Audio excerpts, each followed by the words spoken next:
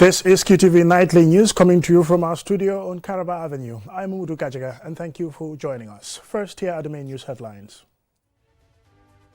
The National Assembly convenes its second extraordinary session, ratified the Gambia-Spain circular migration MOU, amongst other matters.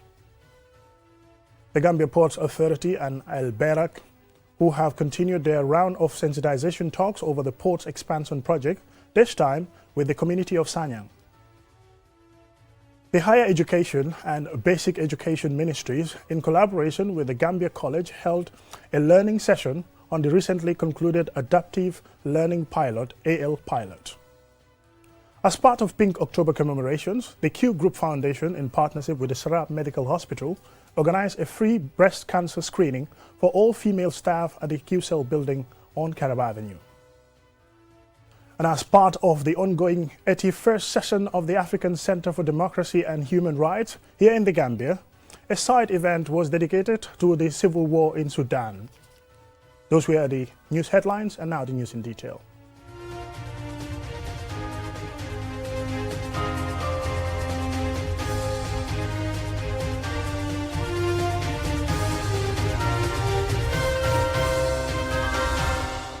A warm welcome and thank you for joining us. This is QTV News. Today, Saturday, the 19th of October, the National Assembly convened its second extraordinary session in the 2024 legislative year to ratify a crucial memorandum of understanding on the circular migration between Spain and the Gambia, and to approve the nomination of Mr. Khalifa M. Baye as the new clerk of the National Assembly. Aliou Cisse has the details. This circular migration deal seeks to provide Gambians with the opportunity to temporarily move to Spain to work on completion of their contract to return to the Gambia. The Memorandum of Understanding outlines the legal framework, rights and obligations of migrants. Babukar Ojuf, the Gambia's Minister for Employment, says the agreement is in line with the government's objective to create job opportunities for Gambians both in country and abroad, thereby helping to combat irregular migration.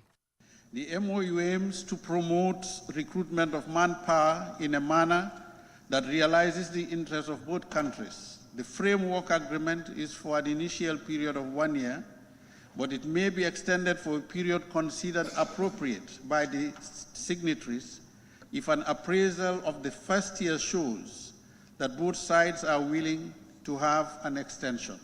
While the agreement has been generally well received, some National Assembly members raised concerns about monitoring and enforcement mechanism to ensure both countries fulfill their obligations.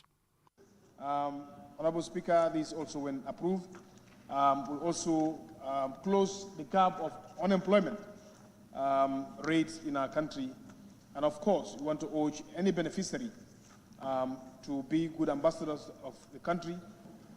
And these agreements the government entered into between the Gambia and Saudi, UAE, and this instant, the Kingdom of Spain, will not only cater for literate or skill, but it is for both skilled and unskilled workers, meaning that the demand of employment by Gambians, irrespective of your educational level and your skill, you have been addressed and catered for. It doesn't say a constituency. It doesn't say a region. It doesn't also say a political party. We are raising, and we want to raise very high, that let's look for people, and let's include all constituencies. Our people are going there to work, but they are not going there to be slaves. Live for much more to be sex workers.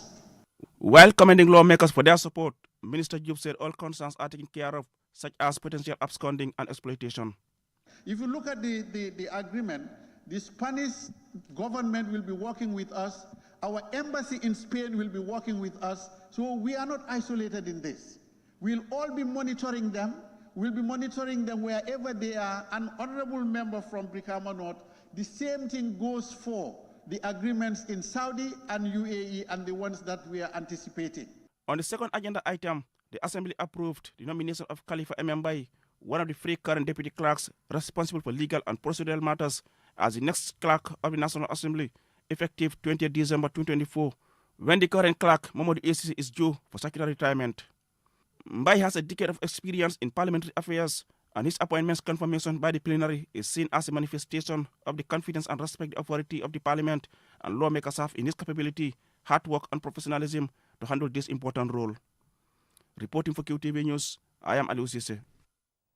The Strategic Communications Unit of the Gambia Ports Authority, in collaboration with the Alberak Group, on Saturday held a day-long sensitization retreat with residents of Sanyang village to provide them with comprehensive information on the implementation of the Deep Sea Port Expansion Project. Usman Jatta reports. This is the current situation of the country's port in Banjul. Only 2 ships can dock at a time, leading to heavy traffic and several delays. To end this nightmare, the government signed a historic port expansion agreement with the Alberak Group, a Turkish multinational company, in July 2024 to expand the port of Banjul and also construct a new deep sea port in Sanyang village and 2 additional dry ports in Kaur and Basse.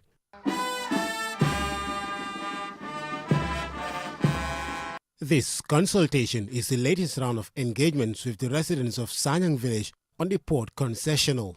Welcoming the authorities, Lamin Jabang, the Alkali of Sanyang village, thanked the authorities for the project enactment and noted that the project will benefit Sanyang and the country at large. Under the agreement, Alberak is required to commit minimal investment in Banjul over the next 6 years to upgrade the terminal infrastructure, rehabilitation of the existing pavements and relocation of the GPA head office, implementation of the digitalized operating system, amongst other developments. Osman Jobate, the Managing Director of the Gambia Ports Authority, explains the implementation of the Deep Sea Port Expansion Project in Sanyang village. Banjul has some physical constraint. In the master plan investigation, they looked at the alternative location of the port and they investigated 7 locations between Bijilo up to Tujering. And they came with the primary recommendation that for the next 20 years, we can extend the port in Banjul because of the traffic. But to benefit from the economy of scale that goes with international shipping, we need a deep water port so that the vessels calling other ports will call here. The equity sharing, with no financial commitment from the government and the GPA, will pass to the GPA 20% share of the gross revenues in Banjul during a 6-year period. Thus, Alberak will operate the port in Banjul before operations transfer to Sanyang. Baba Gale Jallo, the Deputy Governor of the West Coast region, urges the authorities to preserve the natural habitat. The extension of the Sanyang Deep Sea Port must not come at the cost of our natural heritage.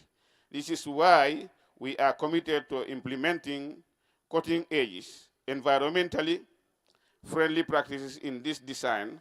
Alberak will bear all the financial risks for investment in a new deep sea port in Sanyang for a 30-year concession, while the government and the GPA will also benefit from 4% of the gross revenues and dividends as holders of 20% equity. Here is Works and Infrastructure Minister Ibrahim Silla.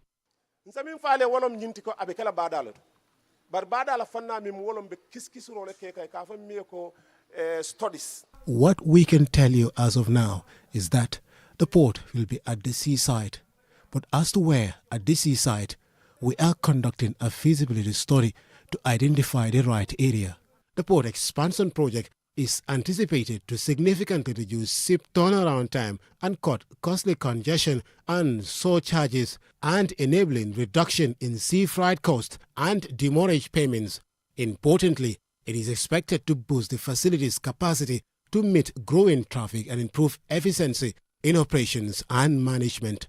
Osman Jatta, reporting for QTV News. The Ministry of Higher Education, Research, Science and Technology, MOHAS, the Ministry of Basic and Secondary Education, MOPSI, the Gambia College and the World Bank today held a learning session on the recently concluded Adaptive Learning Pilot, AL Pilot, in the Gambia and at a hotel in Kololi. Amadou Tamba has the rest of the story.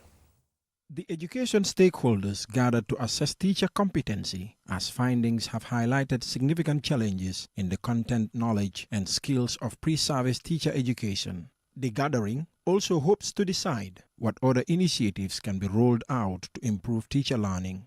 The discussion focused on identifying specific needs of pre-service teachers, brainstorming suitable solutions to address these needs, and the evaluation of adaptive learning technologies as a potential intervention. Professor Pierre Gomez, the Minister of Higher Education, Research, Science and Technology, says, given the important role teachers play, it cannot be business as usual. I'm not a fan of endless interventions and at the end of the day, no results on the table. I'm a strong fan of pre-service. Heavy investment on pre-service. You give the teachers what they need, the lecturers, the student teachers, then they can come out with the quality that you're looking for. It's like a computer, as I normally say, garbage in, garbage out. You cannot give what you don't have. Abubakar Jallo is the principal of the Gambia College. The Gambia College, responsible for the training of teachers, will continue to strive for the improvement of quality.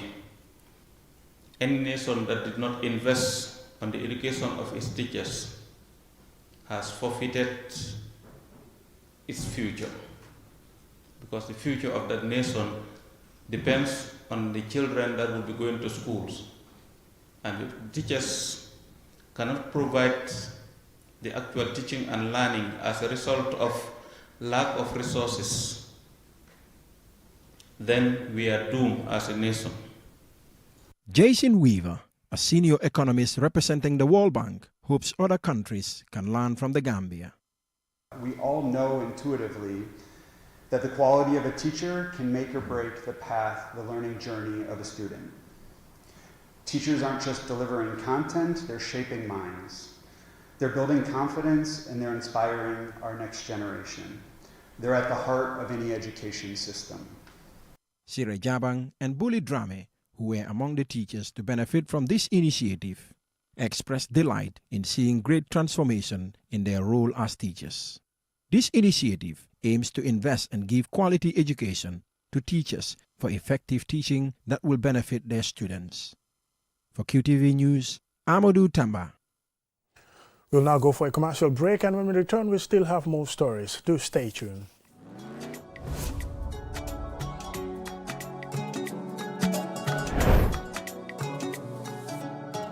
Welcome to the future of transportation in the Gambia. The Bertel-Harding Highway, a 22-kilometer double carriageway, is set to revolutionize travel and connectivity in our beloved country. The Bertel-Harding Highway is transforming transportation in the Gambia with new roundabouts and vehicular overpasses. But safety must come first. Standing along the road or at roundabouts to flag down taxis creates unsafe conditions and unnecessary traffic jams. Remember, always board taxis at designated taxi garages or the garas located at major traffic points. Drivers stopping in no stopping zones will be penalized. Let's keep our roads clear and safe. Together, we can ensure a safe and efficient journey for all.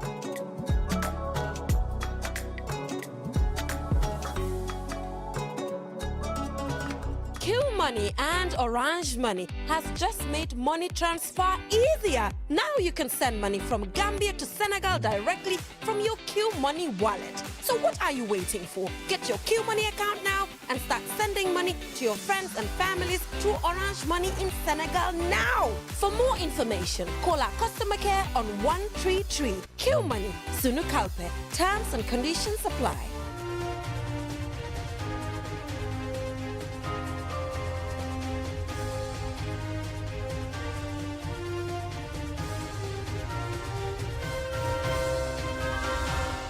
Welcome back, and if you're just joining us, this is QTV News. As part of Pink October commemorations, the Q Group Foundation, in partnership with the Sarab Medical Hospital, organized a free breast cancer screening for all female staff at the Q-Cell building on Caraba Avenue.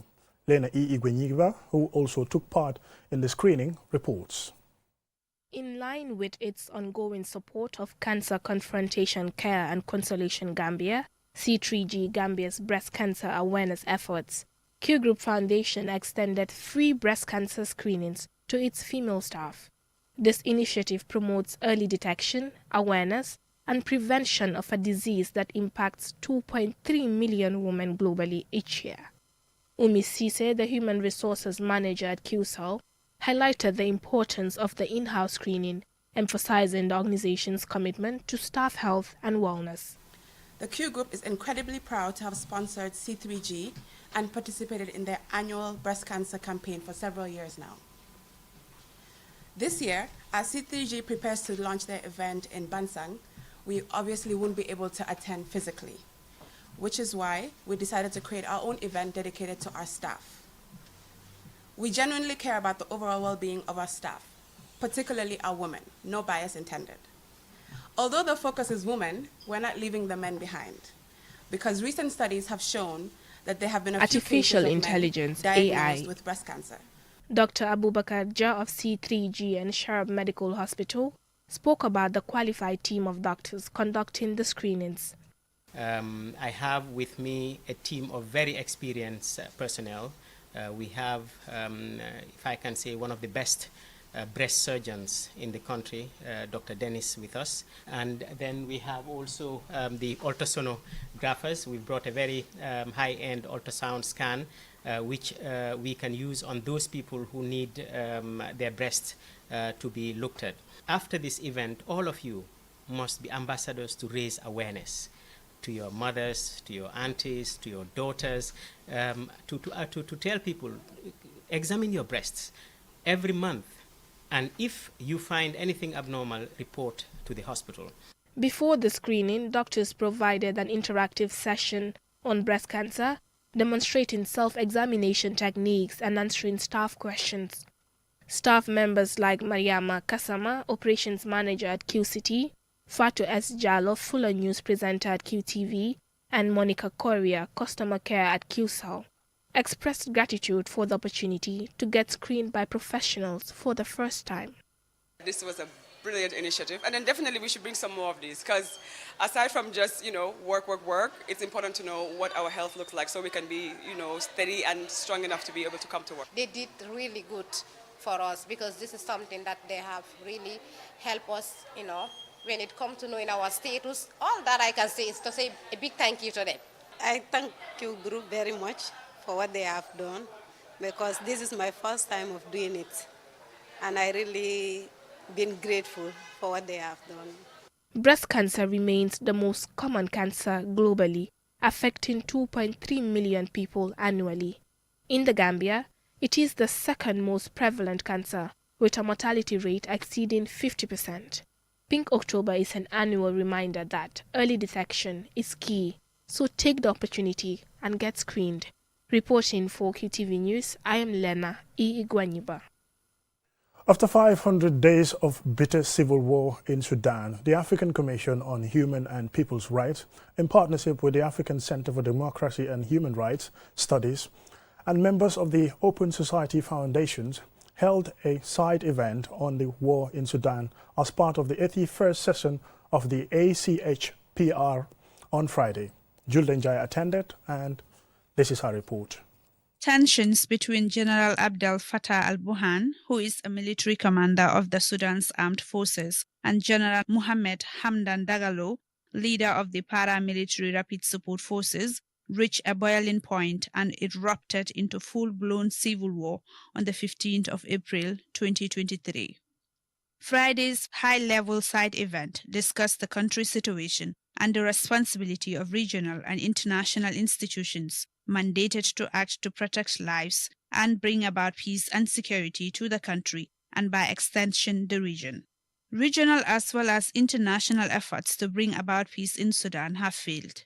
Here is Hannah Foster, Executive Director, Africa Center for Democracy and Human Rights Studies. There is no corridor for aid to go, humanitarian aid, and in some areas there is starvation and famine.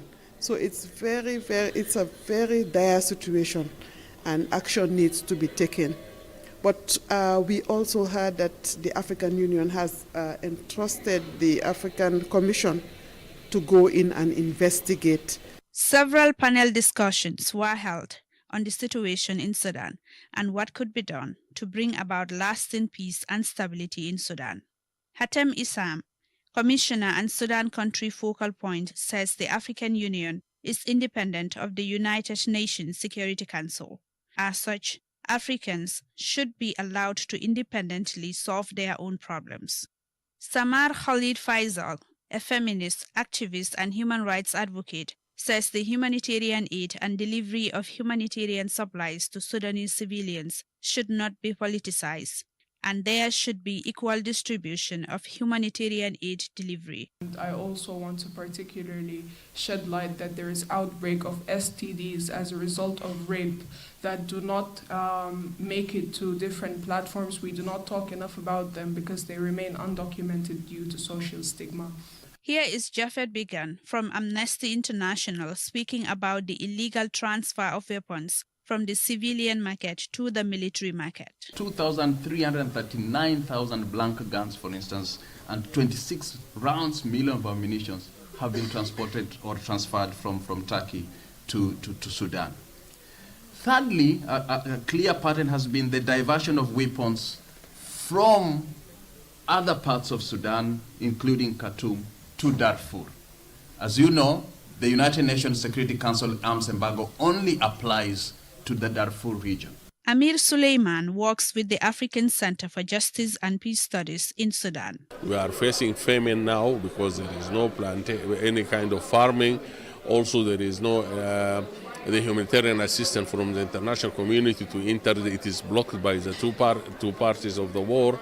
And also we have diseases like cholera, malaria, and the health sector completely destroyed, schools destroyed, even mosques and churches destroyed. So the situation is terrible, and we are calling on the international community and the African system, the AU, to intervene heavily, stop this war. As all other efforts have so far failed, participants hold out hope for a lasting peace in Sudan. For QTV News, I am Julde Yai. The University of the Gambia, UTG, in collaboration with the Commonwealth of Learning, COLE, commenced a two-day capacity building workshop for 30 faculty members on online facilitation and AI education. Lena Igoniba reports. Artificial intelligence, AI, is rapidly transforming various sectors, including education, and this workshop marks phase 2 of a broader initiative about the integration of technology into education. Following an initial online training on module learning management systems, this phase focuses on equipping UTG staff with digital teaching skills, particularly the effective integration of AI in teaching. Prof. Kayode Adekeye, project coordinator, emphasized the need for the faculty to stay updated with emerging technologies to enhance learning outcomes. The rapid advancement of artificial intelligence technologies and the increasing demand for flexible learning options necessitates the educators not only become proficient in online education, teaching, but also understand how to leverage artificial intelligence to enhance their pedagogical practices. Dr. Adewale Adeshino, consultant from the Commonwealth of Learning, described AI as a powerful tool with the potential to revolutionize education. He outlined 2 critical areas the workshop will focus on over the next 2 days. So we will delve into best practices, tools, and strategies to create engaging, interactive, and effective online experiences for our students. As we know, AI is not just a buzzword, it's a powerful tool that has the potential to personalize learning, automate administrative tasks, and provide insights that can dramatically improve educational outcomes. However, we must also note that there are challenges and ethical considerations we need to bear in mind. But we will explore practical applications of AI in education and discuss how to integrate these tools ethically and effectively. Dr. William Jabang, Chief Director of Operations at UTG, stressed the importance of the workshop noting that it will position the university well in the evolving technological landscape. Education is at a crossroad of having the traditional as well as the online mode of delivery. And we cannot afford, if we want to be a leading institution, to not acquaint ourselves and be in the forefront of using technology. And I would like to encourage all of you to take advantage of this opportunity and maximize it. According to a World Bank blog, AI, when properly integrated, can significantly enhance the productivity and effectiveness of teachers. This training also aims to help lecturers use AI tools ethically. By doing so, educators will be better equipped to guide students in responsibly engaging with AI, developing critical thinking skills, and using AI as a complement to, rather than a replacement for, human creativity and judgment.